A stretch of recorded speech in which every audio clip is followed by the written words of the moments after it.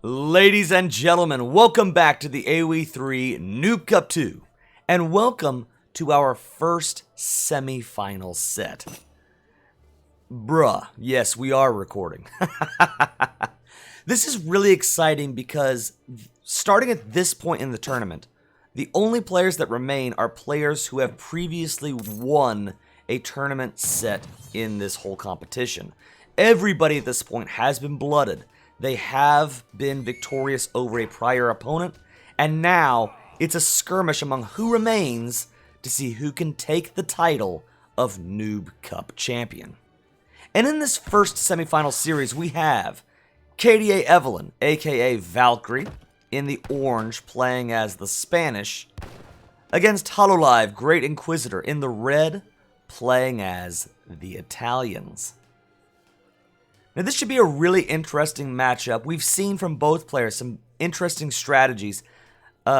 Valkyrie won a really exciting best-of-3 battle against Greenstone in the quarterfinals. And I gotta say, if there was any one quarterfinal set I'd encourage you to watch, it would be that one. Valkyrie versus Greenstone was absolutely amazing. Very cutthroat, a lot of back and forth between the two players, particularly in the final battle in which Valkyrie emerged victorious. And so, going into this fight, I expect to see from Valkyrie a lot of... how do I want to put it? I expect to see a lot of fighting. I expect to see a lot of aggression. And I think that will serve very well for Valkyrie. Great Inquisitor, HOLOLIVE, in the red.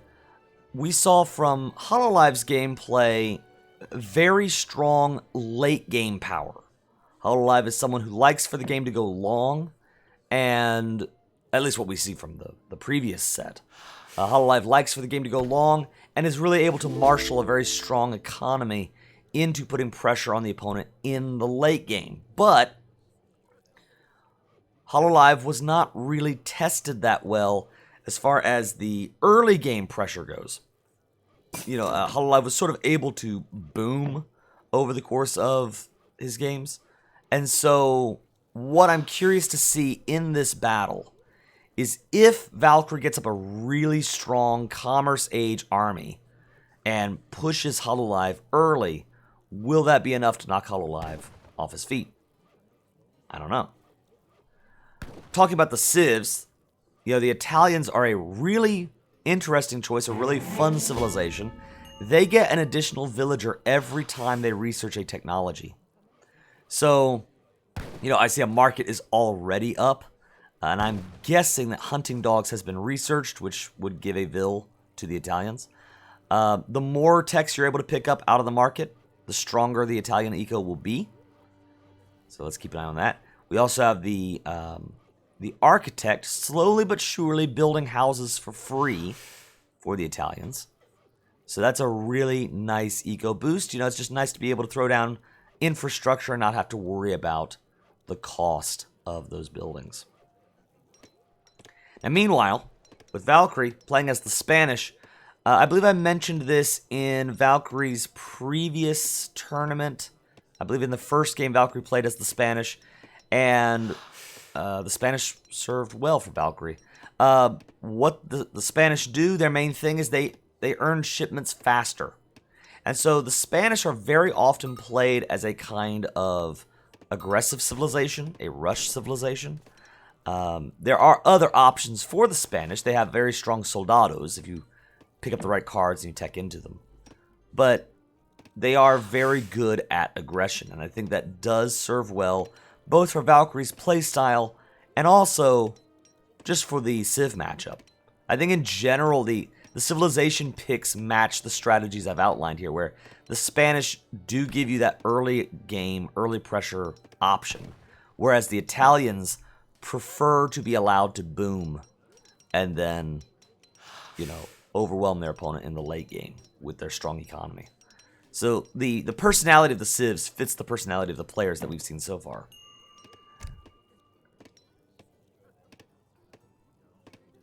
And one thing that's interesting, Spain here has not one but 2 shipments that they're unable to send because The 3 settlers card has already been shipped, so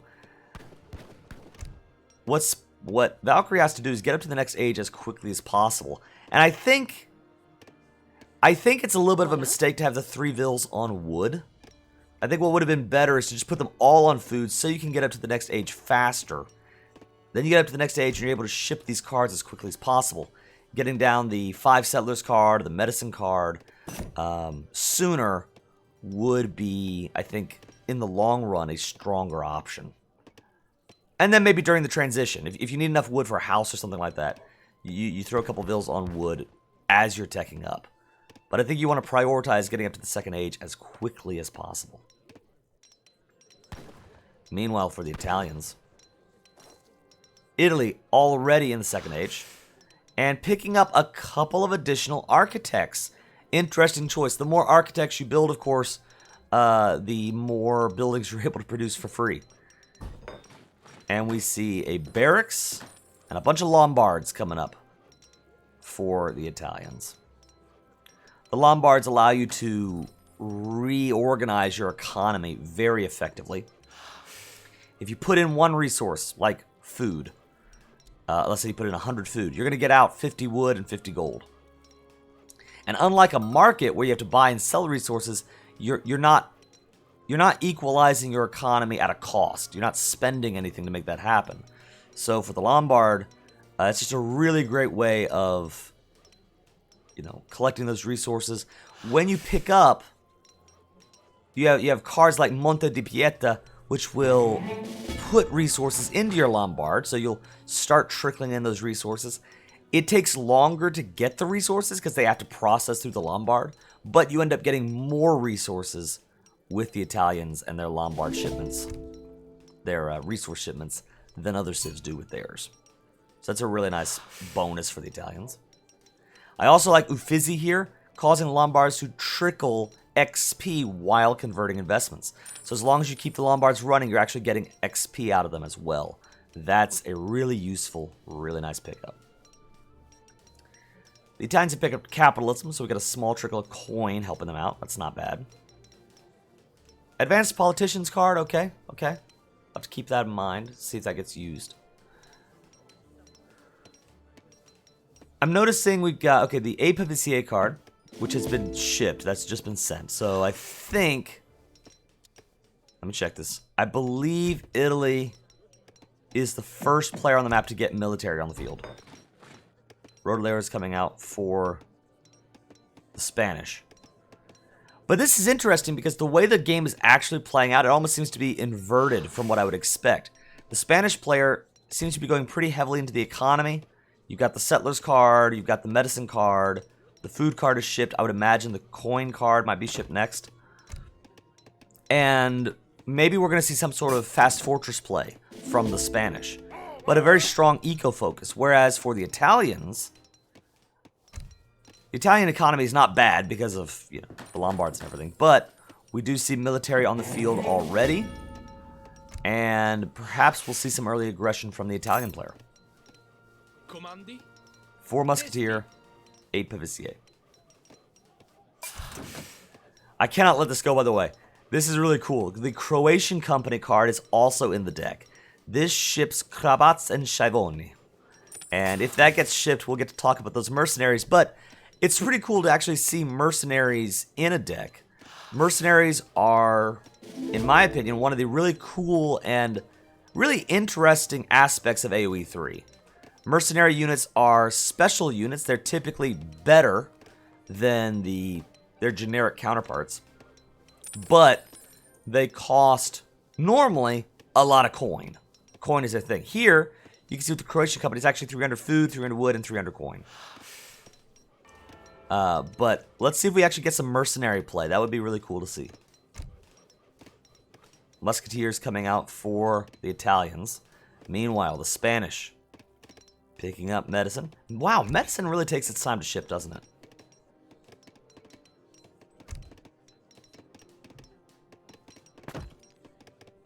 Yeah, at this point, we've got 2,000 food.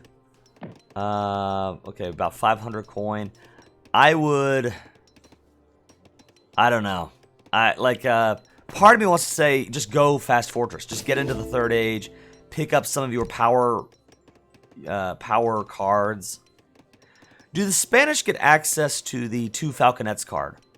If so, that's one of those cards that I would say almost everyone should have in their deck by default. It's almost like the 2 Settlers or 3 Settlers card in Age 1, where you almost unthinkingly put that in every single deck. The Falconets card would be like that. If the Spanish get the Falconets card, you want that in your deck, because I think that's an extremely powerful card. ¿Cuál es su comando? Whoa, here it is! We've got the Croatian company on their way. Oh, look at this. I didn't notice this until just now. So, Spain going on the offense. But fortunately for Italy, more musketeers, more pavicier. They overwhelmed Spain's attacking force. So right now, militarily, Italy has the advantage, for sure. The good news for Spain is, you now have kind of an awareness that, you know, Italy has an army. You can start thinking about how to respond in kind. So the Krabat. It's a light-ranged cavalry that performs well against all units. Counters heavy cav and hand combat. Benefits from promotion. So just a good all-around Dragoon-type unit. And then... where are you? The Schiavoni, which is a specialized light infantry that only counters other light infantry but does so very effectively. So this is an anti-skirmisher. It's really not that great in most situations, including, even against heavy infantry, it's really not that good. You can see here, it only does 13 base damage, whereas the, where's the Pavicier? The Pavicier does 16 base damage. So, really, in most situations, you'd rather have Pavicier than Schiavoni. But, they do 2.5 times more damage to other light infantry. So, they will do an amazing job against the crossbows here.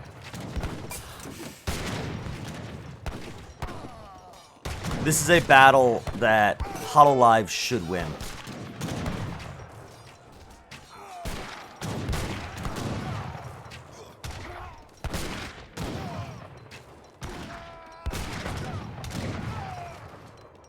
Yeah. And now Valkyrie is in trouble. There's no military on the field. And we see both players on their way to the Third Age. And the problem that you have in this situation is, it's not just about picking the right units, but you need to actually sit back, you need to take the punches, and you have to build up sufficient numbers of army to repel this. Because here, I think crossbows are the right unit, but you can't send them out 4 at a time like this. They'll just get overwhelmed by, you know, the enemy army. If they'll fire back. If they just sit here and shoot at the stable, that's not going to work for them. But I think crossbows are the right choice. They counter everything on the field here, except, I guess, Schiavoni. Schiavoni counter crossbows. But Musketeer really won't help that much with that. So I think that's the right choice. Go crossbows. Hussar's not a bad choice. Both players now in the Third Age. Let's look at the deck. See, and this is the problem that I see with Valkyrie's deck, where, or I should say the problem that I see with decks in general. We've seen this throughout the Noob Cup, where we see a lot of really strong eco cards, or strong unit buff cards, which is amazing if you have a large army. But if you're in a situation like this, where what you desperately need are numbers, you need an infusion of archers, or crossbows, or musketeer, or whatever. You need units, and you need them now. With this deck, it doesn't provide that for you. And now you're in trouble. I think the card that you have to prioritize, Spanish Gold is a nice one. I mean, I like getting that down. And in the best world, getting this down as quickly as possible is the right call. But when you need defense now, you got to go with the fort, or you've got to go with the advanced frontier defenses. You need to kind of build yourself a defensive line to push back an army in order for you to build a force of your own. Now, fortunately, as I'm saying all of this, Italy is pulling back. So that's giving Spain some time Sí. to put up buildings, to get up an army. I'm a little worried about where these buildings are, because as soon as he decides to go on the offense again, if he knocks these buildings down, if HOLOLIVE does, Valkyrie's in a lot of trouble at that point. HOLOLIVE is allowing Valkyrie to breathe, but that's because HOLOLIVE wants to use these falconets. Which again, let's go back to HOLOLIVE's deck. Yeah, we got the 2 falconet card. This is one of the most powerful cards in the game. I like the falconet card.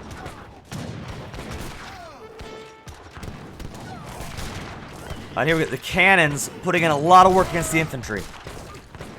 This is troublesome. Yeah, and now the Cav wanting to get back. Yeah, that's a hard spot to be in. If you're Spain, your only hope at this point, I think, is to get the fort down. You've got to send the fort, and then you put it down, try to protect your economy. Get up artillery of your own would be amazing. Get up crossbows, and just try to push this back. I want to give both players credit. Both players are about even in economy. And given the strengths of the Italians with their, their vil techs, their technologies give them extra vils. I think that's a particular credit to Valkyrie, keeping the economy going while under attack. That's really, really cool. And that's a skill that that a lot of people have a hard time with. So what you got to do here, yeah, pick off your opponents where you can, but watch out for these cannons. And there it is. Valkyrie calls the GG, and I think that was the right call. I mean, I don't know that the game was over, but it was absolutely an uphill battle from here. And HOLOLIVE takes the game. Now, unfortunately, I did later learn after picking up this game that because of some personal things going on with one of the players, they were only able to play one game. They agreed to just play a single match to decide the semifinal. And so that means that Valkyrie is out of the tournament, and HOLOLIVE moves on to our finals. HOLOLIVE is our first finalist. So congratulations to you, HOLOLIVE. Valkyrie, thank you so much for playing in the series. Guys, I hope you enjoyed this semifinal battle in the AoE 3 Noob Cup 2. If you did, like the video, subscribe to the channel. We enjoy having you. I'm really enjoying this tournament so far.